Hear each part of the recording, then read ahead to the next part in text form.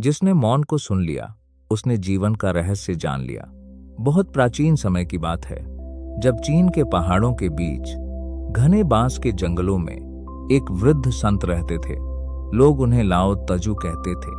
कहा जाता था कि उनकी आंखों में ऐसा सन्नाटा था जिसमें पूरा आकाश उतर आता था। वे बहुत कम बोलते थे, लेकिन जो भी उनके पास बैठता उसके भीतर कुछ बदलने लगता, क्योंकि कुछ लोग शब्दों से नहीं, अपनी उपस्थिति से सिखाते हैं। एक दिन एक युवा लड़का लंबी यात्रा करके लाओ तजू के पास पहुंचा। उसकी आंखों में थकान थी, मन में 1000 सवाल थे। उसने कहा, गुरुदेव, मैंने बहुत ज्ञान इकट्ठा किया, धर्म ग्रंथ पढ़े, गुरुओं से मिला, लेकिन भीतर शांति नहीं मिली। मेरा मन हर समय भागता रहता है, कभी भविष्य में, कभी अतीत में। मुझे बताइए, शांति कहाँ मिलती है? लाओ तजू कुछ देर उसे देखते रहे, फिर मुस्कुराए, लेकिन बोले कुछ नहीं। उन्होंने केवल इशारा किया, मेरे साथ चलो। वे दोनों धीरे धीरे एक विशाल बांस के जंगल में पहुंचे। चारों तरफ हवा चल रही थी, बांस आपस में टकराकर एक मधुर ध्वनि बना रहे थे। लड़का बेचैन होकर बोला, गुरुदेव, आप मुझे उत्तर क्यों नहीं देते? लाओ तजू ने पूछा, क्या तुम्हें यह आवाज सुनाई दे रही है? हाँ, ये बांस क्या कह रहे हैं? लड़का चौंक गया, वे कुछ नहीं कह रहे। लाओ तजू मुस्कुराए, फिर भी तुम उन्हें सुन पा रहे हो। यही जीवन का पहला रहस्य है। सत्य हमेशा शब्दों में नहीं आता। थोड़ी दूर एक नदी बह रही थी।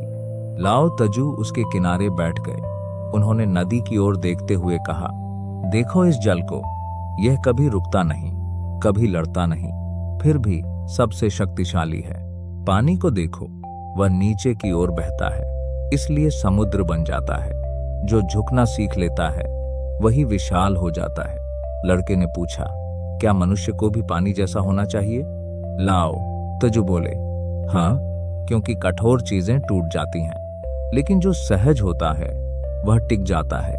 कुछ देर बाद लाओ तजू ने एक खाली कटोरा उठाया। उन्होंने पूछा, यह कटोरा उपयोगी क्यों है? लड़के ने कहा, क्योंकि यह खाली है। लाओ तजू मुस्कुराए, ठीक वैसे ही मनुष्य तब तक सत्य को नहीं जान सकता जब तक वह भीतर से खाली न हो जाए। तुम ज्ञान से भरे हुए हो, इसीलिए शांति भीतर प्रवेश नहीं कर पा रही। रात हो चुकी थी, आकाश में चांद निकल आया था। दोनों पहाड़ की चोटी पर बैठे थे। चारों तरफ इतना सन्नाटा था कि हवा की हल्की आवाज भी सुनाई दे रही थी। लड़का फिर बोला, गुरुदेव, मुझे ध्यान करना सिखाइए। लाओ तजू ने धीरे से कहा, ध्यान कोई करने की चीज नहीं है। जब तुम भीतर की भाग दौड़ रोक देते हो, ध्यान अपने आप घटित होता है। आकाश को देखो, क्या आकाश बादलों से लड़ता है? नहीं, वह केवल उन्हें गुजरते हुए देखता है। ठीक वैसे ही अपने विचारों को गुजरते हुए देखो। लड़के ने आंखें बंद की, लेकिन उसके भीतर पुरानी यादें आने लगी। भय, क्रोध, अपमान, इच्छाएं। वह परेशान होकर बोला, मेरा मन शांत नहीं होता। लाओ तजू बोले, क्योंकि तुम हर विचार को पकड़ लेते हो। उन्होंने जमीन से सूखे पत्ते उठाए और नदी में बहा दिए। देखो, पानी उन्हें रोक नहीं रहा। तुम भी अपने विचारों को बहने दो। रात गहरी हो चुकी थी। अचानक लाओ तज्जू ने पूछा, जब तुम जन्मे थे तब तुम्हारे पास क्या था? कुछ नहीं। और जब तुम जाओगे? कुछ भी नहीं। फिर बीच में इतना बोझ क्यों उठा रखा है? लड़का शांत हो गया। पहली बार उसके भीतर कुछ धीमा पड़ा, जैसे मन की दौड़ रुकने लगी हो। काफी देर तक दोनों बिना बोले बैठे रहे। धीरे धीरे लड़के ने महसूस किया, हवा बह रही है, रात शांत है, नदी गा रही है, और पहली बार उसका मन उन सबके खिलाफ नहीं था। वह केवल देख रहा था। उसी क्षण उसके भीतर गहरी शांति उतरने लगी। आंखों से आंसू बह निकले। उसने धीरे से कहा, गुरुदेव, क्या यही शांति है? लाओ तजू मुस्कुराए, नहीं, यह तुम्हारा वास्तविक स्वरूप है, जिसे तुमने वर्षों से विचारों के पीछे छिपा रखा था। सुबह होने लगी थी। सूरज की पहली किरण पहाड़ों पर गिर रही थी।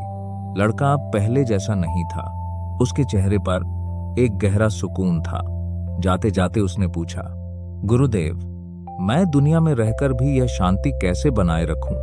लाओ तजु बोले, बहते रहो लेकिन भीतर स्थिर रहो, कम बोलो, गहरा सुनो, जो बनना चाहते हो उसे पकड़ो मत, क्योंकि फूल खुद को खिलाने की कोशिश नहीं करते, फिर भी खिल जाते हैं। जो स्वयं को साबित करने में लगा रहता है वह स्वयं को कभी जान नहीं पाता, और जो भीतर खाली हो जाता है उसी में अस्तित्व भरने लगता है। शांति कहीं बाहर नहीं है, वह तब प्रकट होती है जब मन का शोर समाप्त हो जाता है